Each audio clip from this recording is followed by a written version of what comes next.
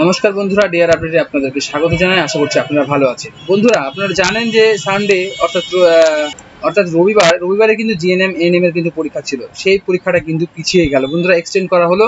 কি কারণে এক্সটেন্ড করা হলো, কেন করা হলো, সব শুনুন। আমি নোটিশের মাধ্যমে আপনাদের দেখিয়ে দিচ্ছি, সেটা বাংলা এবং ইংলিশ ট্রান্সলেট করে দেখিয়ে দেবো। এবং যে অ্যাডমিট কার্ডগুলো আপনারা ডাউনলোড করেছেন 14 তারিখের পরীক্ষার অ্যাডমিট কার্ড, সেগুলো কি নতুন করে অ্যাডমিট কার্ড ডাউনলোড করা হবে, সেই বিষয়গুলো আপনাদের সামনে আমি তুলে ধরবো। আর একটা বিষয়, সেটা হচ্ছে যে আপনারা জানেন যে পরীক্ষা হওয়ার আগে বেশ কিছু ভিডিও কিন্তু ভাইরাল হয়েছিল, যেখানে দাবি করা হচ্ছিল যে আগের বছরে কোশ্চেন লিক হয়েছিল বা কোশ্চেন আগে আউট হয়ে গেছিল। সেই জিনিসগুলো মাথায় রেখে কিন্তু সরকার কিন্তু একটা বড় পদক্ষেপ নিতে চলেছে, সেটা হচ্ছে যে নতুন করে আবার কোশ্চেন ছাপানো হচ্ছে, সূত্রের খবর।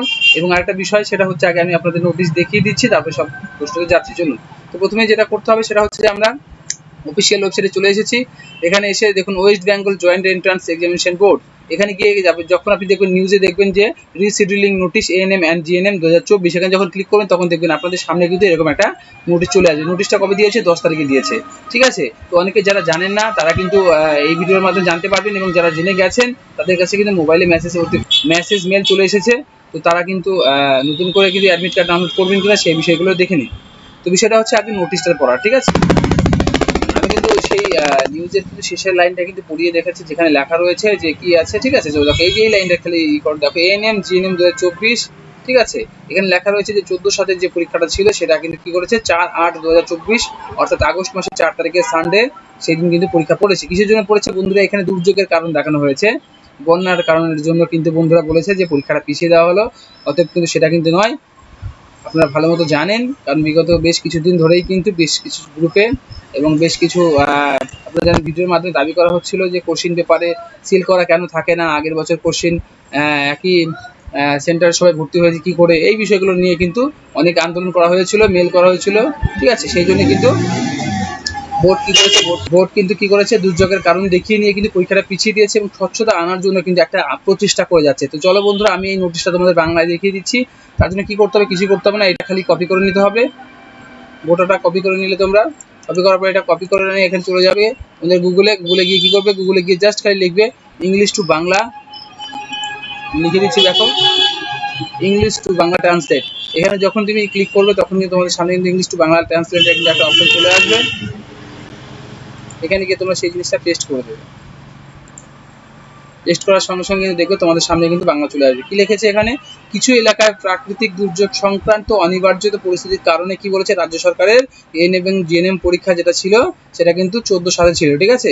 সেটা কি করা হচ্ছে, পিছিয়ে কি করছে, সেটা কিন্তু পিছিয়ে দেওয়া হয়েছে। পিছিয়ে কবে দেওয়া হয়েছে? 4/8/2024 কিন্তু রবিবারে, কিন্তু আগস্ট মাসের 4 তারিখে রবিবারে কিন্তু করা হয়েছে। এবার বিষয়টা হচ্ছে, এটা আমি কেটে দিচ্ছি, এবার মেন বিষয় চলে আসি। এবার বিষয়টা হচ্ছে